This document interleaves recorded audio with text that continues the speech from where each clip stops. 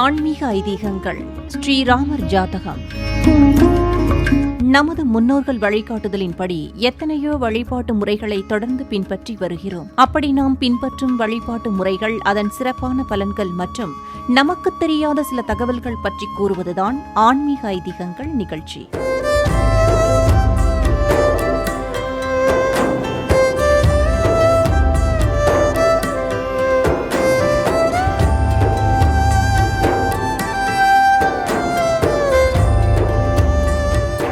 அந்த வகையில் ஸ்ரீராமர் ஜாதகத்தின் தத்துவங்கள் மற்றும் பலன்கள் பற்றி இன்றைய ஆன்மீக ஐதீகங்கள் நிகழ்ச்சியில் தெரிந்து கொள்வோம்.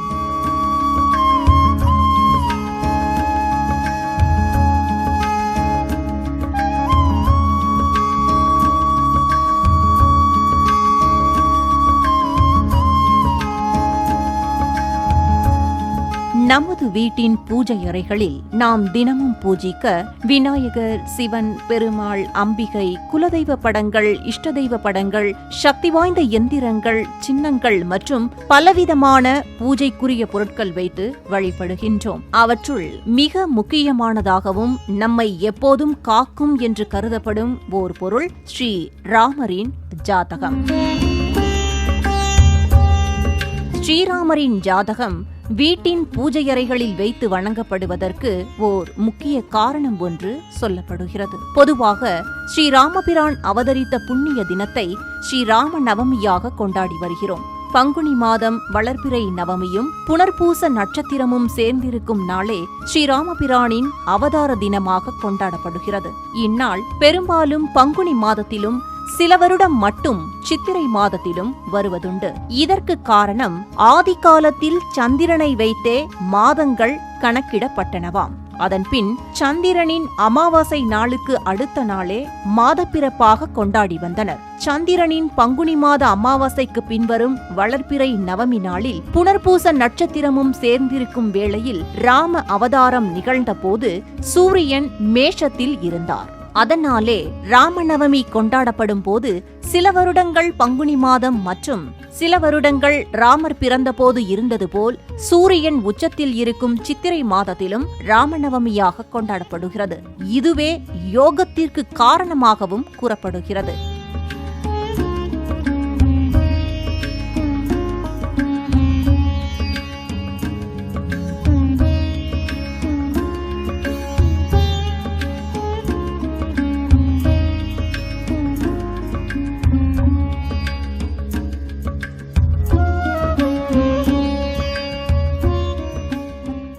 ஸ்ரீராமர் பிறந்தபோது புனர்பூச நட்சத்திரம் 4ஆம் பாதத்தில் 5 கிரகங்கள் உச்சத்தில் இருந்தன.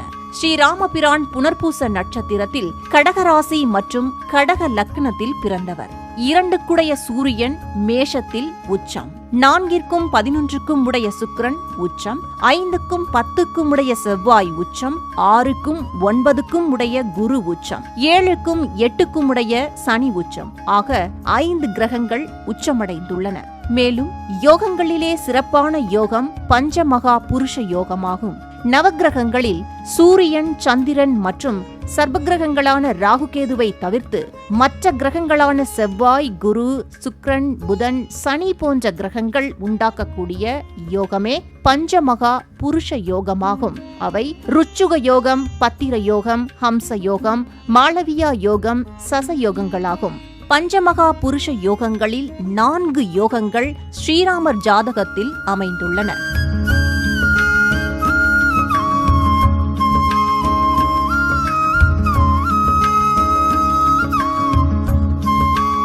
லக்ன கேந்திரத்திலும் சந்திர கேந்திரத்திலும் குரு உச்சமாகி ஹம்ச யோகமும், சனி உச்சமாகி சச யோகமும், செவ்வாய் உச்சமாகி ருச்சுக யோகமும், சுக்கிரன் உச்சமாகி மாளவியா யோகமும் அமைந்திருக்கிறது. மேலும் ராகுவும் கேதுவும் குரு, புதன் வீடுகளில் நின்று ராஜயோக அமைப்பை ஏற்படுத்தியிருக்கின்றன.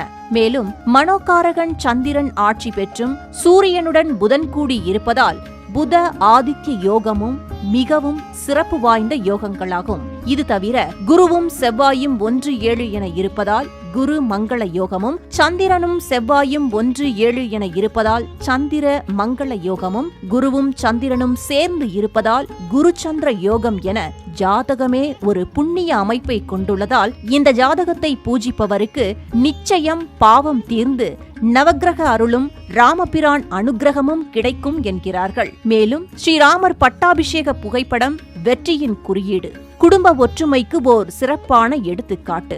ராமபிரான் எப்போதும் தனித்தே இருந்ததில்லை. குறைந்தபட்சம் சீதை லட்சுமணருடன் இணைந்தே இருப்பாராம். இந்த பட்டாபிஷேக படத்தையும் தினசரி பூஜை செய்தால் குடும்பத்தில் ஒற்றுமையும் சகோதர பாசமும் அதிகரிக்குமாம்.